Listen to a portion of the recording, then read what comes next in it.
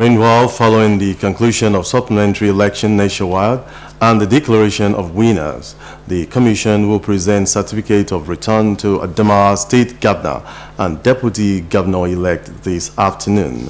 Similarly, members of the National Assembly-elect senators and House of Representatives are currently receiving theirs. According to report, the venue of the event will take place at the conference room, INEC headquarters, Maitama, Abuja. Members of houses of assembly-elect should contact state offices for their certificates.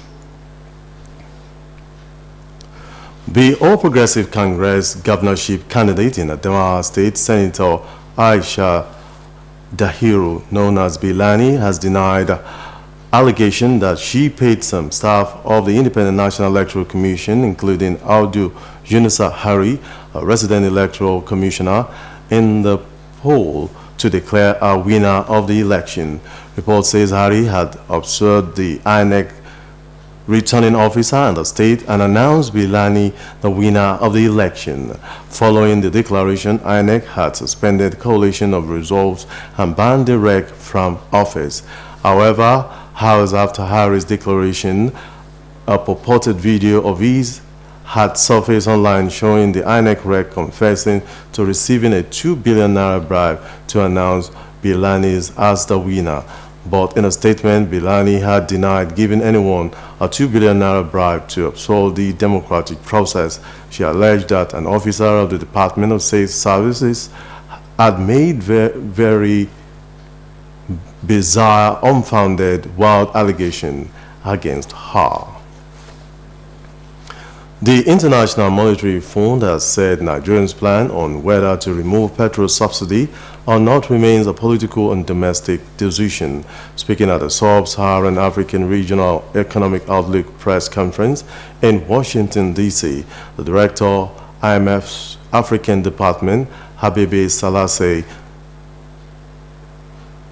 said Nigeria spends so much on petrol subsidy when much investment is needed to shore up health and educational sector. Selassie said there is so much investment needed from health, education, infrastructure, but this is a choice for the federal government and civil society to make on where to put the fund. Selassie said growth in sub-Saharan Africa is expected to slow to 3.6% as a big funding squeeze tied to the driving up of aid and access to private finance hits the region, and this is the second consecutive year of an aggregate decline in SSA growth. He added that if no measures are taken, this shortage of funding may force countries to reduce physical resources from critical development like health, education, and infrastructure, holding the region back from developing its true potentials. He called for consolidation of public finances and strengthening financial management, containing inflation and allowing exchange rate to adjust, while mitigating the adverse effect on the economy and ensuring important efforts to tackle climate change and education.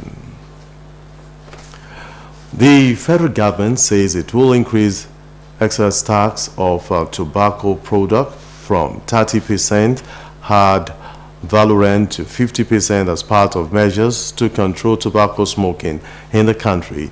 Head Tobacco Control Unit Division, Federal Ministry of Health, Dr. Mangai Malu disclosed these in a National Tobacco Control Budget Advocates meeting in Abuja.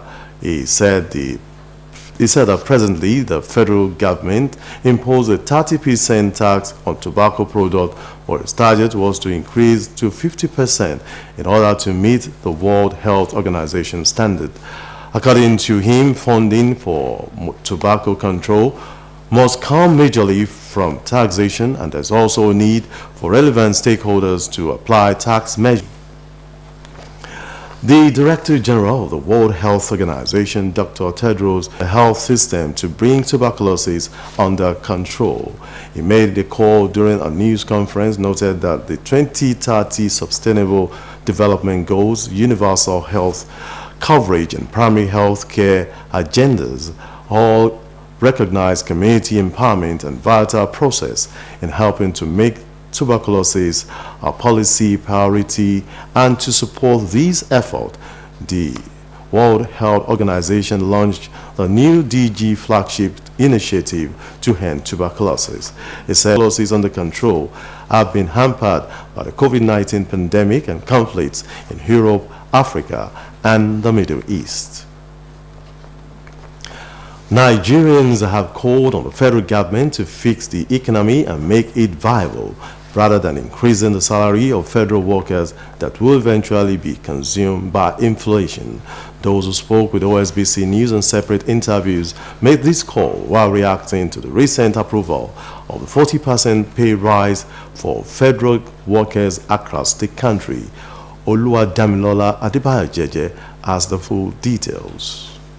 The announcement made by the federal government approving a 40% pay increase on the salary of federal workers in its efforts to help government workers to cushion the effects of rising inflation and cost of living for workers, and this has raised eyebrows among citizens in the country. This as well has been generating reactions among Nigerians. Report says the pay increase is to take effect from the end of this month, which was said to have been included in the 2023 budget already.